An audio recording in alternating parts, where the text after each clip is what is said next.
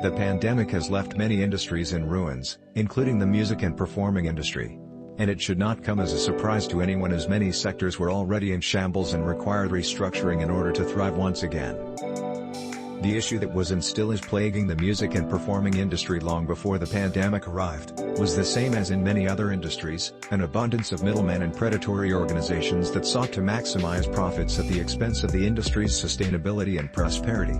Instead of restructuring and aiming for sustainability, ill practice continued, which has resulted in the music and performing industry to essentially turn into ashes with the arrival of the pandemic. But from these ashes, a phoenix started to form, a phoenix called Centaurify. To understand what Centaurify is, one needs to understand its origins and the exact conditions that were present prior to and at the moment of the birth of Centaurify. David Rootwell Norberg, the CEO and co-founder of Centaurify, worked in the fashion industry for 18 years, prior to starting Centaurify, and even ran a successful company that dressed famous artists the likes of Post Malone, Isaac Elliott, Madcon, Kygo, and Pink. That is how David met the famous artist Martin Bjork, commonly known by his stage name CLMD. The work partnership turned into friendship, which resulted in David learning all the pain points of the music industry. Some of these pain points, which Centaurify will address, are the fact that streaming services provide pennies on the dollar to artists that are the foundation of the music industry, and the fact that these streaming services use an algorithm that promotes music according to a very specific set of PA. This hollow approach destroys the creativity of artists and forces them to essentially all be more or less the same, if they want to succeed and gain popularity on the aforementioned streaming services. The lesson David learned was simple: because of the lockdowns, Martin lost almost all his income as an artist and was forced to find another job in order to sustain himself.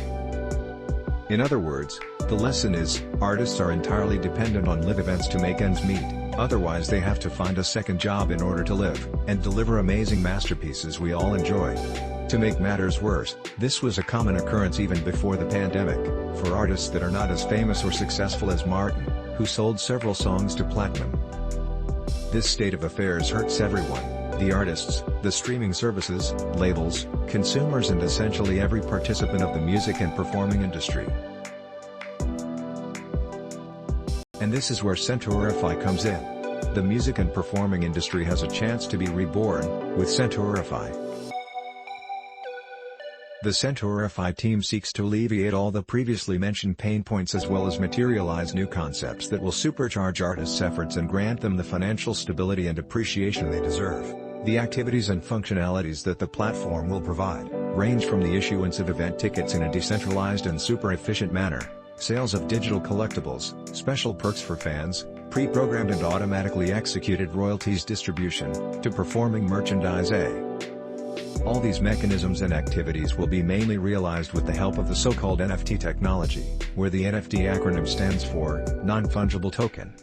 For those less acquainted, scalping is the action of buying a scarce object such as a graphic card, or a ticket, and selling it at a grossly inflated price.